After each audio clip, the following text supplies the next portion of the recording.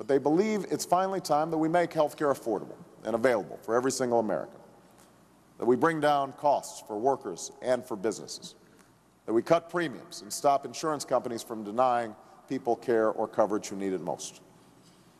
They believe it's time we provided real relief to the victims of this housing crisis, that we help families refinance their mortgages so they can stay in their homes, that we start giving tax relief to people who actually need it, middle-class families and seniors and struggling homeowners. They believe that we can and should make the global economy work for working Americans.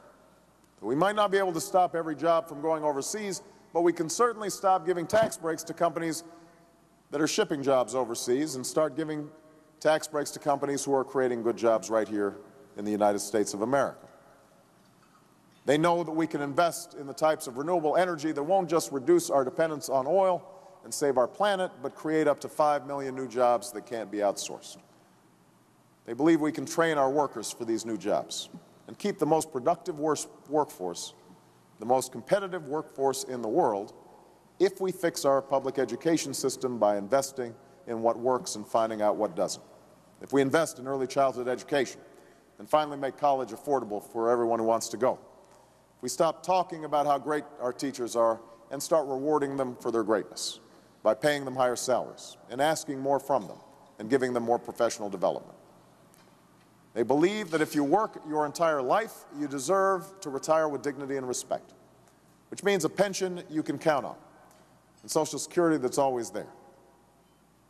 This is what the people I've met believe about the country they love. It doesn't matter if they're Democrats or Republicans, whether they're from the smallest town or the biggest cities, whether they hunt or don't hunt, whether they go to church or temple or mosque or not. We may come from different places and have different stories, but we share common hopes and one very American dream. That is the dream I am running to help restore in this election. If I get the chance, that is what I'll be talking about from now until November. That's the choice I'll offer the American people. 4 more years of what we've had for the last 8, or fundamental change in Washington. People may be bitter about their leaders and the state of our politics, but beneath that, they are hopeful about what's possible in America.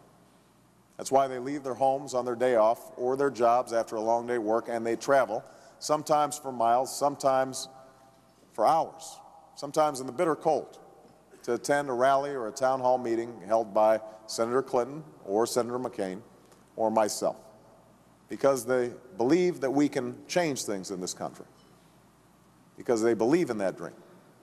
And I know something about that dream. Contrary to current reports, I wasn't born into a lot of money. I didn't have a trust fund. I wasn't born into fame and fortune. I was raised by a single mother with the help of my grandparents, who grew up in small-town Kansas and went to school on the GI Bill and bought their home through a FHA loan. My mother had to use food stamps at one point, but she still got her education, and she still made sure that through scholarships I got a chance to go to some of the best schools around, which helped me get into some of the best colleges around, which gave me loans that Michelle and I just finished paying off not that many years ago. In other words, my story is a quintessentially American story. It's the same story that has made this country a beacon for the world. A story of struggle and sacrifice on the part of my forebears, a story of overcoming great odds. I carry that story with me each and every day. It's why I wake up every day and do this. It's why I continue to hold such hope for the future of the country, where the dreams of its people have always been possible. Thank you very much.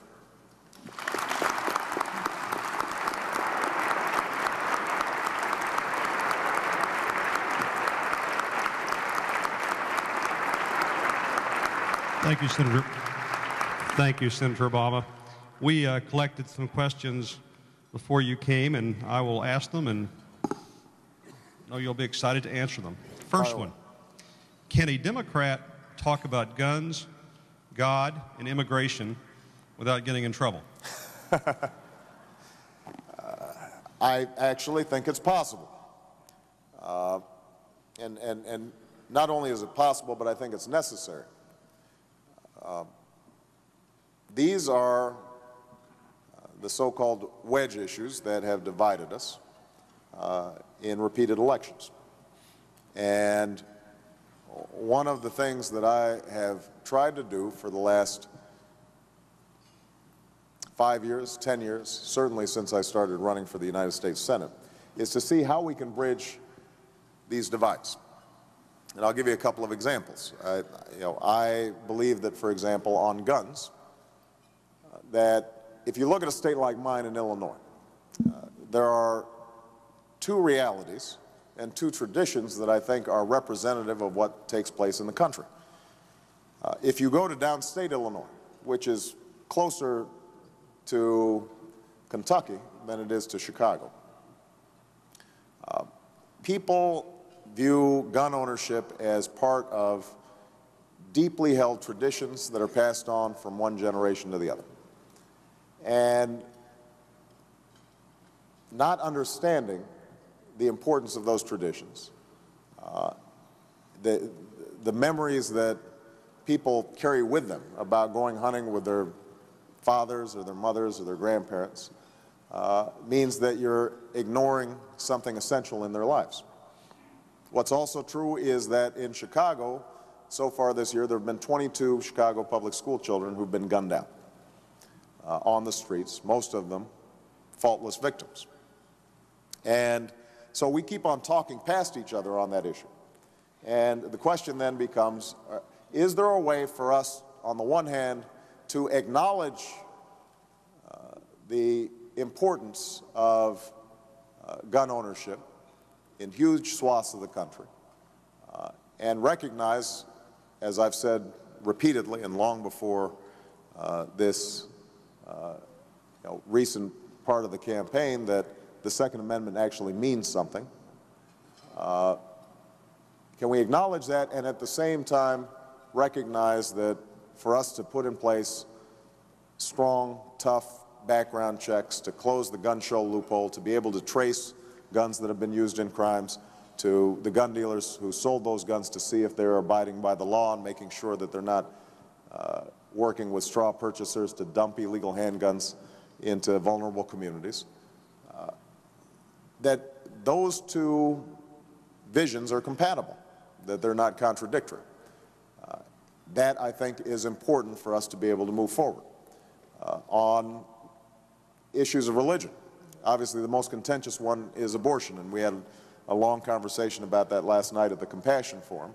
And as I stated before, it strikes me that part of what is required is those of us who are pro-choice have to acknowledge that there's a moral element to the abortion issue. When we fail to do so, then we're denying something that is deeply held and understood by millions of Americans, including those who support a woman's right to choose. At the same time, I think it's important to recognize that women don't make these decisions lightly, and that they are in the best position in consultation with their doctor and their pastor and their family to work out what is typically a wrenching decision.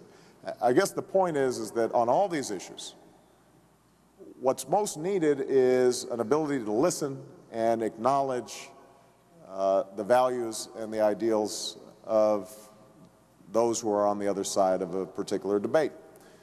And that strikes me as something that's just been lacking in Washington, and our political culture and, frankly, our media culture makes that pretty hard to do, because we feed on controversy, we feed on conflict.